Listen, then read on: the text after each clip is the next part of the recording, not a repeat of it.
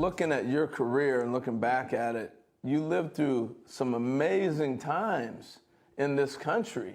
And the thing that grabs me about you and so many men in your generation, there's no bitterness. Through the hard time made me the better person out of me, where I got involved in beyond the field. And it started back many years ago.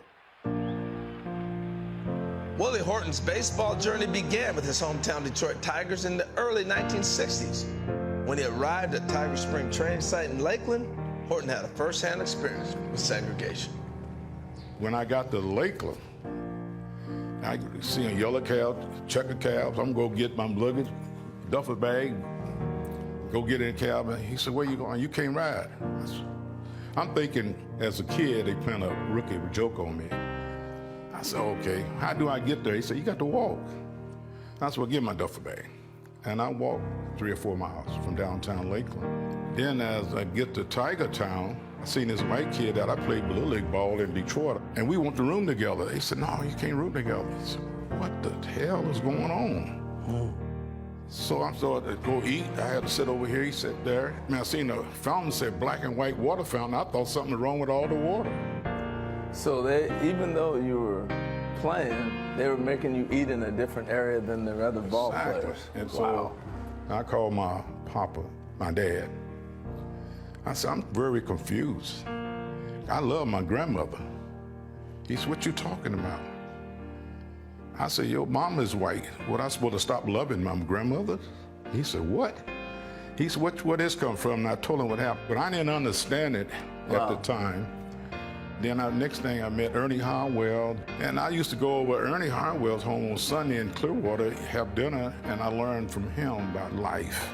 Here, a white man from Mississippi taught me about the future. Said, if I ever get up with the big team, these are things I don't have to get used to.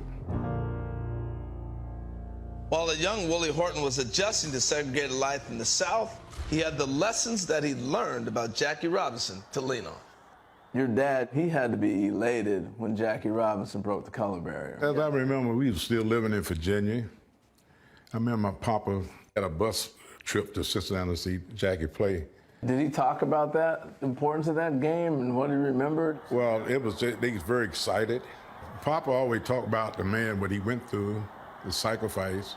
That's when I learned through my dad talking about Jackie what I had to do when I got into sports. And I started getting into the black history of ball players. Ironically, though, it would be a white teammate in the Tigers organization that stood up for Horton. Mickey Stanley, my teammate, God, we used to play double-A ball, rookie ball, and stuff together. And I remember in Asheville, North Carolina, we had a late game. I had to walk to the Black Hotel. This night was late, and Mickey said, "I'm going with you." So Mickey went with me, and they wouldn't let him get him a room in the Black Hotel. They wouldn't let him have one. So that day on, I started getting involved beyond the field in the community with things going on in life. So what did Mickey do when he didn't get home? We stayed in the lobby. He stayed all night with you? All in the lobby, both of us, right in the lobby. Wow. I remember one time we walked in the state and the usher said, "You got to go in the corner, mister." What you mean I got to go in the corner? So you're a minor leaguer and you're going to watch the big league game. Exactly. And they're telling you, you got to go sit opposite places. Exactly. But the next year, in '62, I went to that same usher and asked her, "What position you want me to play?" You know, 62, you come back, now you're on the roster. so I'm saying that's how the situation I always got myself in, to kind of look at back, laugh like we laughing, and make it better. That's exactly what Horton would try to do several years later. It was 1967, and Horton, now a star outfielder on the Tigers, was firmly entrenched in the civil rights movement that was sweeping the country. That summer, riots had broken out in Detroit, just blocks from Tiger Stadium. We had a doubleheader with the Yankees. I hit a home run in the first game, I think. Then the second game, they came and said, "Game stopped. We got to go home for y'all safety." Because you see the smoke right over the right field park on 12th Street. Only thing I remember is getting my duffel bag, putting my street clothes in it, and I end up in the riot on top of the car, try to bring peace. You leave the ballpark, and go down to 12th Street. 12th Street, your neighborhood, basically. And did you hop on top of the car? I was on top of the car trying to bring peace. And I've seen the promised land. I may not get there with you, but I want you to know tonight that we as a people will get to the promised land. Civil rights movement, it's a big part of your playing career and part of your life. Did you get a chance to meet Dr. King at all? Well, I met Dr. King twice. What was that like? To hear him talk gave me a lot of inner strength. When he talked about life. When Dr. King talked to you, he leave you with something.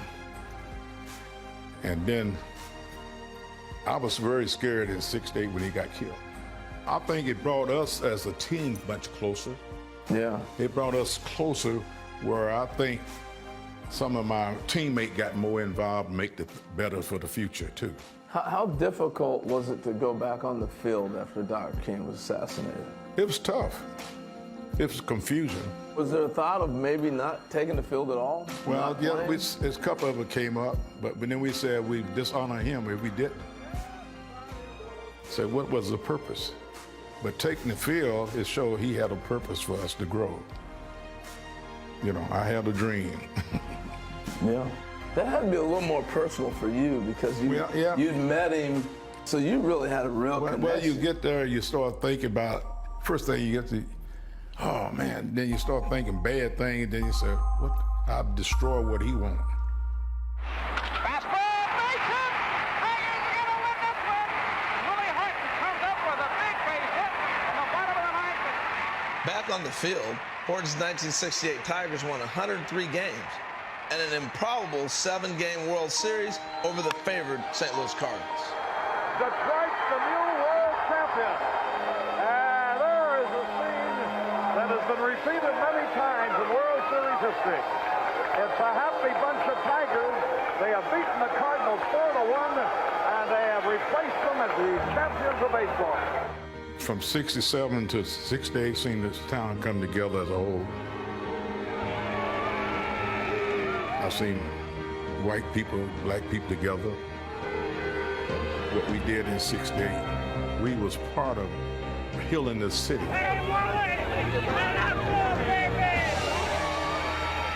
A year after helping bring the city together, Horton found himself in the news in Detroit for an entirely different reason.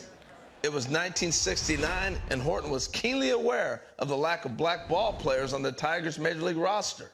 In 1969, Willie, you staged a personal protest and took 4 days off. Exactly.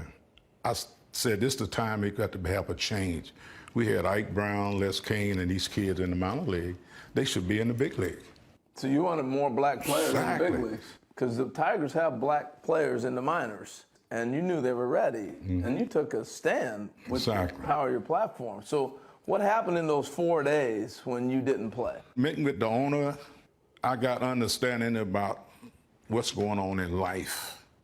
It ain't gonna happen overnight. It takes time. I said, I respect that. I just want you to be awareness with this.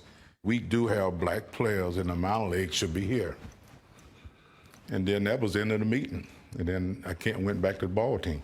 And then they brought up Ike Brown first, right? Next year, I think Ike Brown came up. So for somebody who is heavily involved with the civil rights movement and a champion for change, how do you think we're doing today? We need to get more information about the facts, about the past. Me and my wife sat back and talked. We got 21 grandkids. They seen what I went through. They got the story from the foundation. I'm concerned of the great and the great grandkid because I think we taking things for granted, that things just happen. I educate my children through all the pain here up to Jackie, so they will appreciate it and try to improve it. You know, it's been a lot of pain been paid to get us where we at today and got a long ways to go.